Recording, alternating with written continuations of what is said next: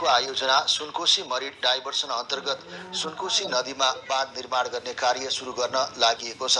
आयोजना कार्यालयले विगतमा बाँध निर्माण गर्ने ठेक्का पाएको रमण पटेल जेबीसँग ठेक्का सम्झौता रद्द गरी पुनः ठेक्का आह्वान गरेसँगै बाँध निर्माण कार्यले गति लिने अपेक्षा गरिएको हो। देशमा सञ्चालनमा रहेका राष्ट्रिय गौरवका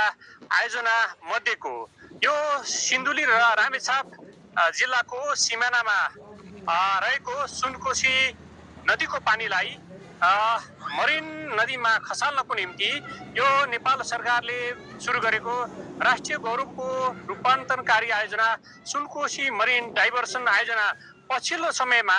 यो अलपत्र अवस्थामा परेको छ र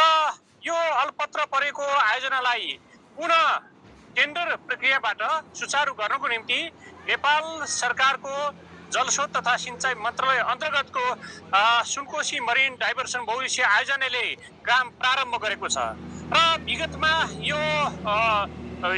सुनकोशी नदीमा बाँध निर्माण गर्नको निम्ति भारतीय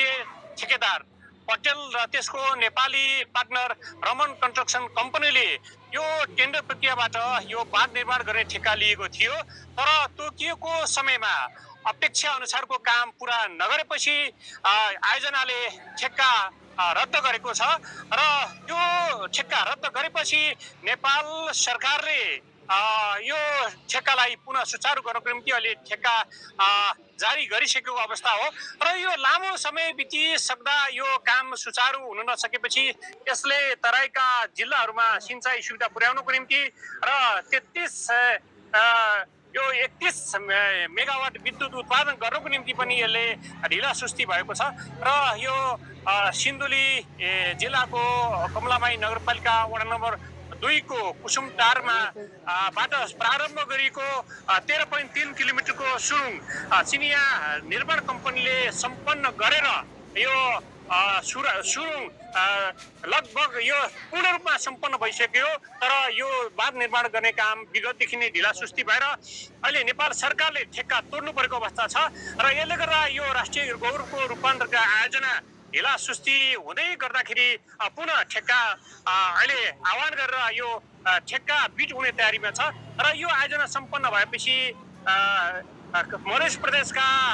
आधा दर्जनभन्दा धेरै जिल्लाका बासिन्दाहरूले यो 12 महिना सिंचाइको सुविधा पाउनेछन् र